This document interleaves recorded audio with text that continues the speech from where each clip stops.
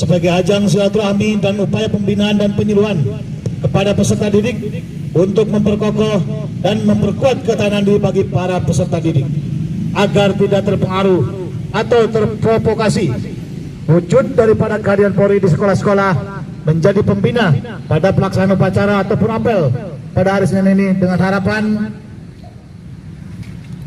Polri dapat memberikan himbauan, ajakan dan partisipasi para peserta didik dan segenap aktivitas akademis sekolah untuk bersama-sama menciptakan situasi proses belajar mengajar yang aman, nyaman, damai, kondusif di seluruh Kecamatan Pamengpeuk.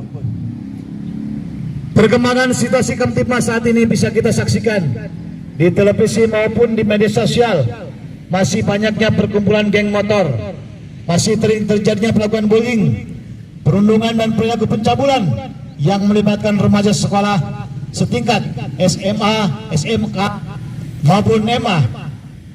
Sebagaimana kita ketahui bersama, akhir-akhir ini ramai diberitakan tentang geng motor bernama XTC 133 student yang melakukan penolakan terjadi di wilayah Kabupaten Bandung. Yang mengkhawatirkan setelah diselidiki, ternyata diketahui geng motor tersebut beranggotakan mayoritas para pelajar.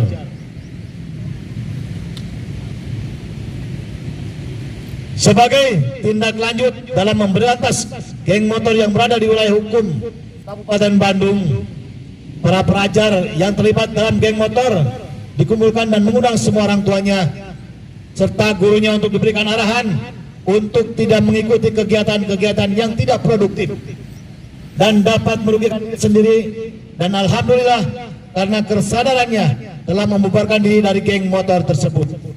Anak-anakku, siswa SMA Al-Huda yang saya cintai dan saya banggakan, selain geng motor yang marak terjadi saat ini adalah tindakan perundungan baik antar pelajar ataupun di lingkungan bermain di lingkungan lainnya.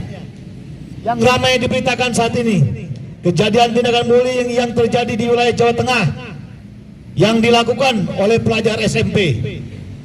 Tindakan bullying dapat terjadi kepada siapa saja, terlebih di lingkungan sekolah yang rentan terjadi perilaku bullying. Para pelaku bullying banyak yang tidak menyadari bahwa tindakannya dapat dikategorikan sebagai tindakan bullying dan dapat dikategorikan sebagai tindak pidana yang pelakunya dihukum penjara selama 15 tahun lebih. Ingat, pelaku tindak pidana bullying dihukum penjara selama 15 tahun lebih. Tindakan bullying dapat dikategorikan beberapa kriteria, di antaranya bullying yang menyerang fisik, verbal, dan sosial. Sebagai contoh tindakan bullying adalah bullying fisik, meninju, menendang, merobek pakaian, atau merampas barang-barang milik korbannya. Bullying verbal, mengolok-olok penampilan, menyebutkan nama panggilan yang merendahkan atau mengancam dengan kata-kata. Perilaku bullying sosial, menyebar gosip palsu tentang seseorang, memutuskan pertemanan atau menjauhi korban dari kelompok. Untuk itu, tolong anak-anakku sekalian, siswa SMA Al-Huda Kecamatan Pamengpeuk, tolong perhatikan 3 contoh bullying tadi. Jangan sekali-kali anak-anakku untuk mempraktekannya. Tolong hindari perlakuan bullying terhadap teman-teman kalian, karena teman-teman kalian di SMA Al-Huda ini adalah saudara-saudara kalian sendiri. Anak-anakku yang saya cintai dan saya banggakan, satu hal lagi yang ingin saya sampaikan menyikapi perkembangan teknologi saat ini, di mana siapapun dapat dengan mudah mengakses konten-konten porno sehingga menjadi pemicu pergaulan dan seks bebas yang mengakibatkan kehamilan di luar nikah dan terjadinya pernikahan dini di kalangan pelajar. Oleh karena itu, dihimbau kepada seluruh peserta didik agar selalu selektif dalam menggunakan media sosial dan menjaga diri dari pergaulan yang dapat merugikan diri sendiri dan keluarga. Ingat, generasi muda saat ini adalah sumber daya manusia Indonesia yang akan membawa dan menentukan kemajuan Indonesia di masa depan. Karena itu, generasi muda saat ini agar kerja keras, kejar mimpi besar, berusaha sekuat tenaga demi masa depan yang lebih baik dan mewujudkan Indonesia emas. Untuk itu, tolong diperhatikan, dan tadi sebelum acara ini juga Bapak Bim Kaptipmas sudah menyampaikan agar selalu selektif dalam mengakses konten-konten yang bagus dan tidak bagus, ya. Untuk itu, anak-anakku sekalian, tolong diperhatikan. Pada kesempatan ini, kepada para pelajar dan guru-guru, kami ingin menyampaikan beberapa himbauan.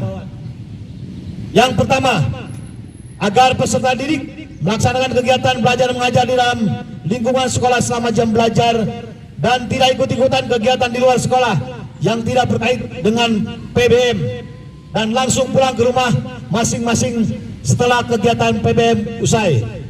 Kedua, agar kepala sekolah atau guru menjalin komunikasi dengan orang tua wali tentang kondisi peserta didik untuk memastikan terhindar dari tindakan yang bisa merugikan atau membahayakan diri mereka. Ketiga, agar para peserta didik bijak dan cerdas untuk membaca berita-berita di medsos, berita-berita negatif, dan tidak membagikan kembali berita-berita, cukup berhenti di kita saja. Keempat, hindari pergaulan di luar sekolah yang dapat merugikan diri sendiri dan dapat menjerumuskan ke dalam hal-hal negatif. Contohnya, tawuran, penyalahgunaan narkoba, geng motor, dan lain-lain. Kelima, peserta didik merupakan aset bangsa dan pemimpin masa depan yang harus kita jaga bersama, agar peserta didik tidak menggunakan sepeda motor ke sekolah apabila belum cukup umur atau belum memiliki SIM. Dan untuk kendaraan bermotor, saya sampaikan di tempat ini pula, jangan menggunakan kendaraan bermotor yang berknalpot brong, ya. Yang keenam, kepada bapak kepala sekolah beserta staf sekolah agar dilakukan razia secara rutin kepada siswa-siswinya. Hadirin sekalian yang saya hormati dan anak-anakku yang saya cintai dan saya banggakan, sebelum mengakhiri sambutan ini, saya mengucapkan terima kasih dan penghargaan setinggi-tingginya kepada kepala sekolah, guru dan staf, serta para peserta didik yang telah melaksanakan kegiatan apel pada hari ini dengan baik.